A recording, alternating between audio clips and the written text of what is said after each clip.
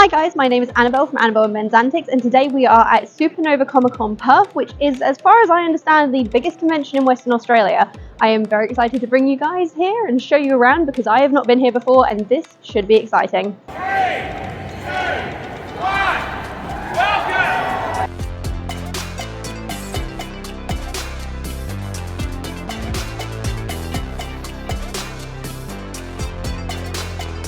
So Supernova Comic-Con and Gaming has been running events all over Australia since the year 2000 and advertises themselves as a place where fans can come together to celebrate all areas of comics, sci-fi, fantasy, anime, gaming and literature. They have one of the largest artist alleys I've seen at any convention, giving over nearly half their space to the amazing independent creators who make all kinds of unique things, and of course we just had to have a chat with some of them.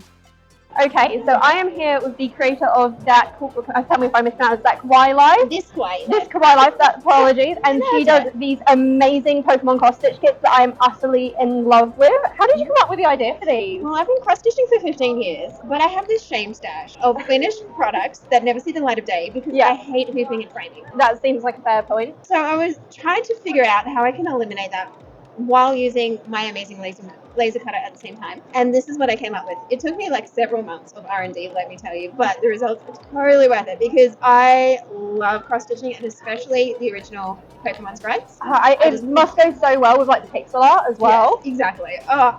When I finished it and then I started prototyping and like sending it to some of my really big customers to give a crack and see what they thought. Yeah. And the feedback was really positive and I was like, yes. And then I launched it and it's going really well and my collection is growing and I have a lot of return people who do one kit and they're like, I love this. I mean, I love this. It's so cute and it's so easy to display because they all come with little stands as well, don't they? Yeah. So you don't need to worry about figuring out where to put it on a wall or anything like that. You just like pop it with the rest of your collectibles. But you helped make it. Yeah. So you feel more connected to it. Oh, definitely. So have you been having a good weekend at Supernova so far? Yeah, these are my people. Yeah. Like, it's hard not to enjoy yourself at one of these things. Even if you're not into half of the fandom here, you still find the one thing that is just like yours. Like, oh, this is my childhood and I love it. And yeah, there's so many good conversations to be had with people as well. You just meet the best people, you have the best conversations. What's not to like about it? Oh, that's awesome. And so have you got any more designs in works at the moment then? Do I?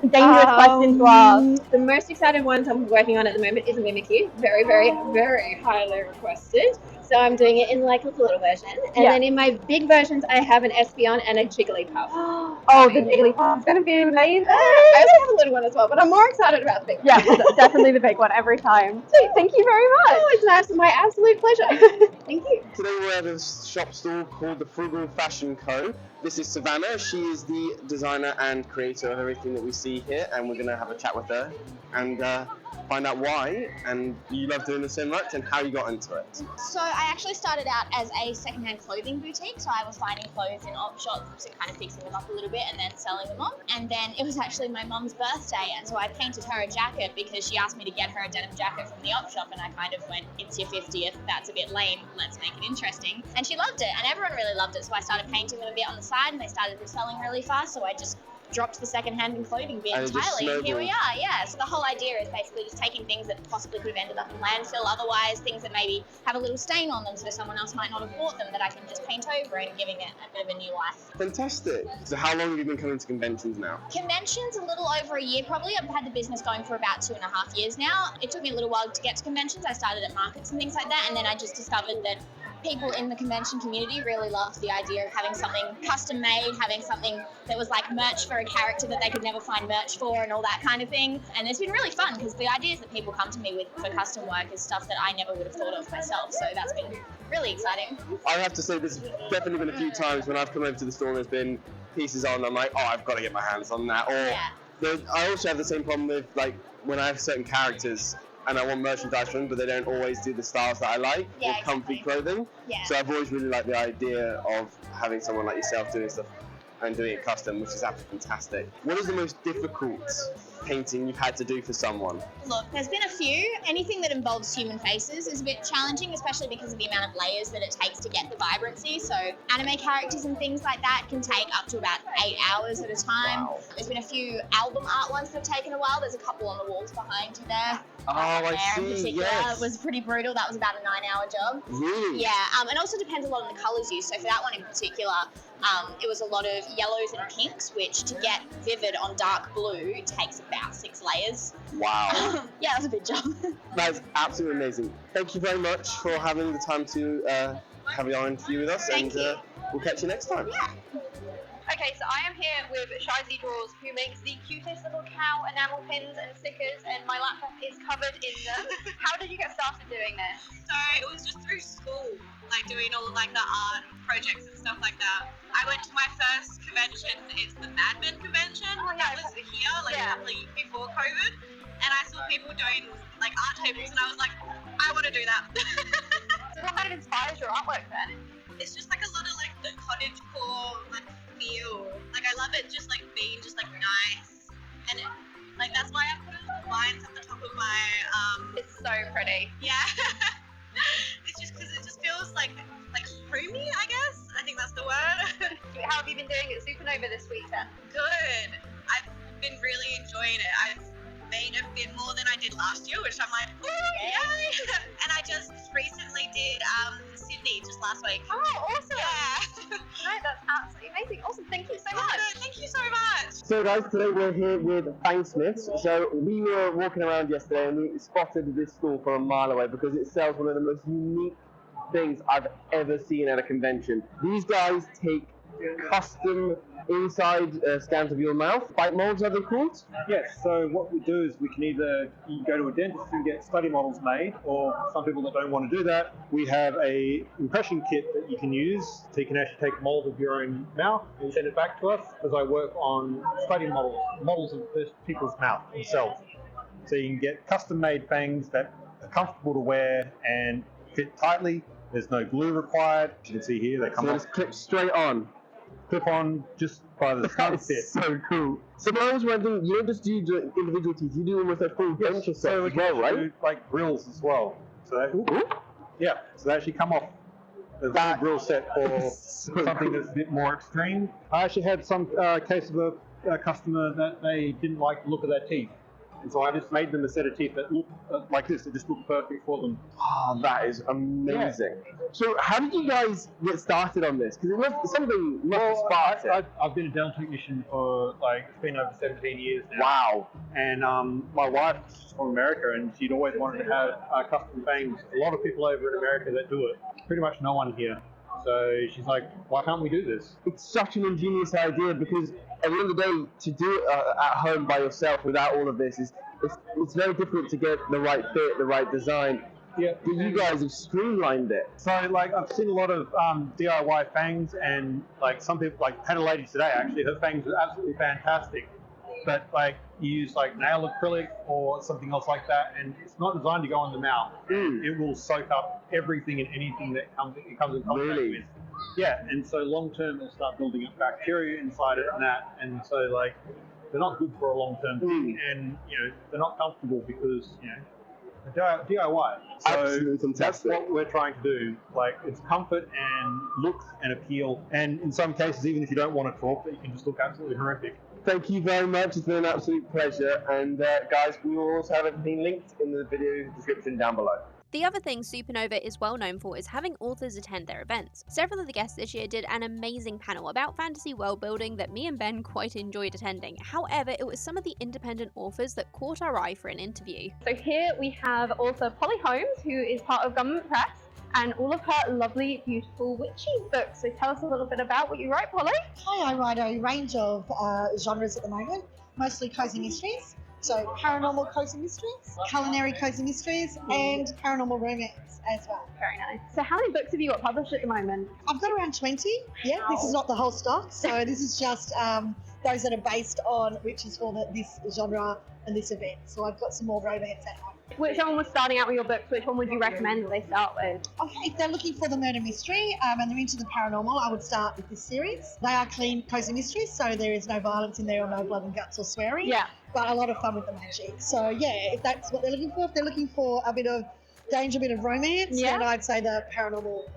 I love the cover art that you got on these books as well. They're so well designed and very, you can tell that they're all part of the same series, if you know what I mean. I have a fabulous cover designer in America, and she's amazing. She'll do exactly what's in my hand. And how have you been doing here at Supernova then? Yeah, fantastic. Having a great time. It's my first one, so I've been living in Perth for 23 years, and this is my first Supernova. So very excited and just amazing to be here. So we are here with Demelza Carlton and all of her lovely, very interesting and text-bound books. Can you tell me a little bit about what you write? Oh, I write all sorts of things. I have my fantasy romance series, so romance and medieval fairy tale series. I've got a book box with the whole series because there's 25 books. Yes, they've sold hundreds of thousands of copies. Rather popular for some reason because someone else writes fairy tale romance that does really well. Sarah somebody or other. I've never heard of her, really. I think I've read her books. I'm not sure. I thought they were good. Anyway, so there's the fairy tales. I've also got my monster romance series, the gargoyles down the bottom. Now they were fun.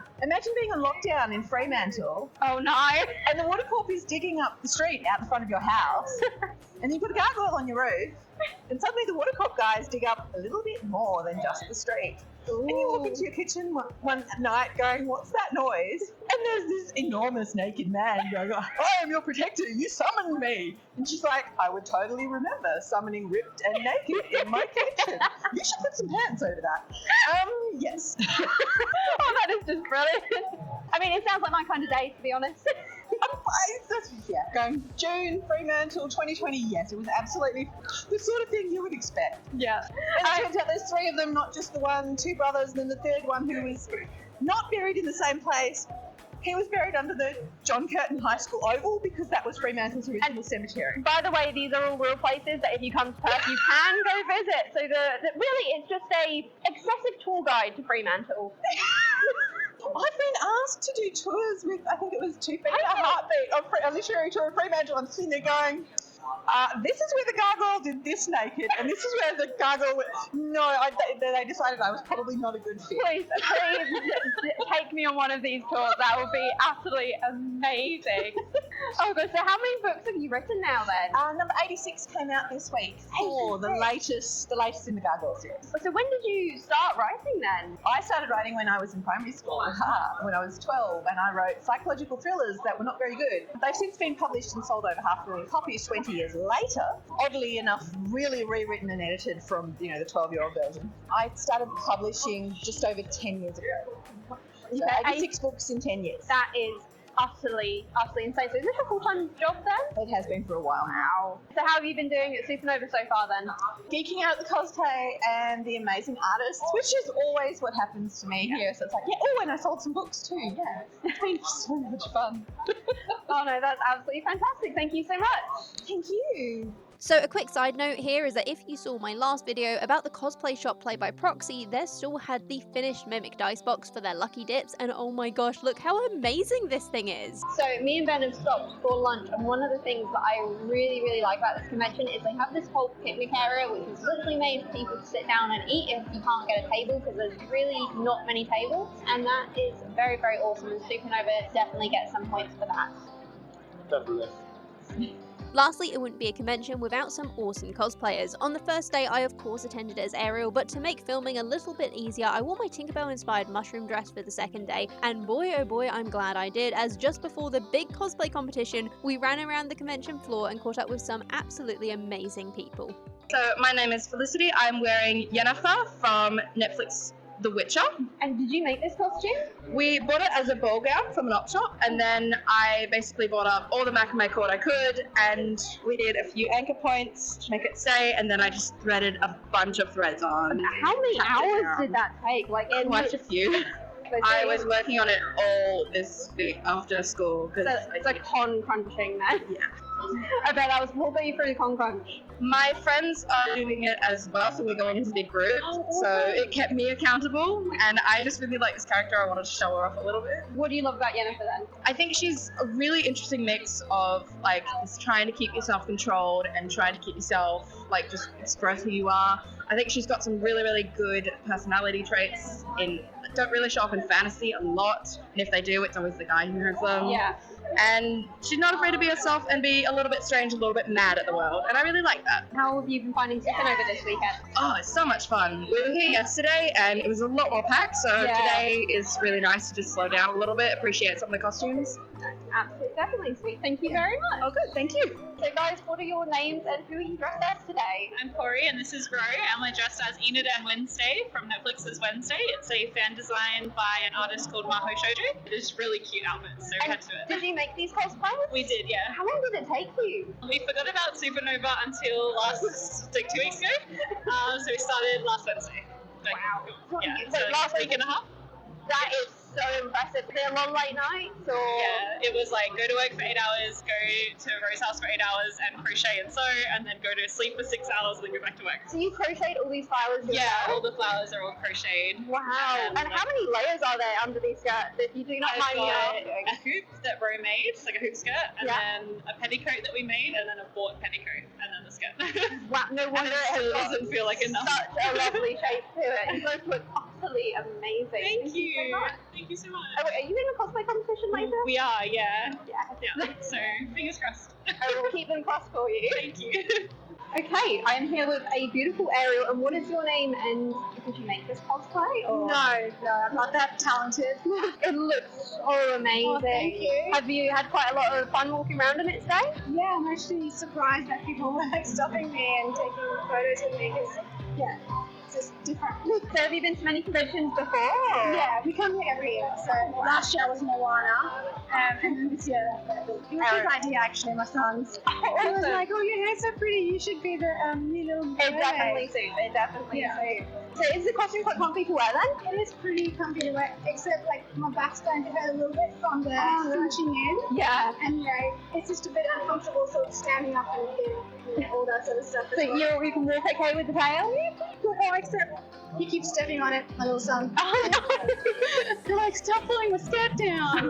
Well, hopefully it will survive the day. Yes. I know. So have you been enjoying Supernova so far? Yeah, absolutely. Like, we love it. And every year we come dressed up and, we plan it all like months in advance. Oh, that's so amazing. Yeah. I am here with Arif, and what's your name, sorry? Ashley. Ashley, and so how did you come about cosplaying Arif today then? Actually, for the costume, I made the flower basket myself. Amazing, thank you. And then the wig, I bought like a long brunette wig and just started it myself. So was it hard to style? Because her hairstyle is something else. definitely difficult. It took me a few tries. Is it comfy to wear? No. Absolutely not. Bit of a headache going on under there. Not at the moment, but probably later. And have you been enjoying Supernova so far this weekend? It's been a lot of fun. You look utterly amazing today. I utterly just love the costume. Where did you buy it from? It was just on AliExpress. Really? Yeah. It's pretty good for AliExpress. I know. I was blown away when I saw it. It's like, so good. Especially the jacket. I love the jacket. Yeah, no, honestly, that would probably go on my everyday wardrobe. Exactly. Yeah. It's pretty good. No, awesome. Thank you so much. Thank you. Okay, guys, that has been half Supernova, and it has been a wild, wild weekend. From the cosplay we did, to the amazing cosplayers we saw, to the awesome stalls that they've had here. It has been utterly brilliant. I really enjoyed it, and as Western Australia's biggest convention, I can say it gets points. It definitely gets points. Absolutely superb, and we've had a fantastic day. So it's time to sign off, guys. So catch us next time. And a massive thank you to my two Patreons, Ganny Meadows and Kelly Nelson. If you guys would like to join the Patreon too, you get early access to my videos and free sewing patterns that are graded for multiple sizes. This month's pattern should be Milkshake Barbie, which will be hopefully in next week's video. Until next time, guys, have a beautiful day, and I will see you then. Bye!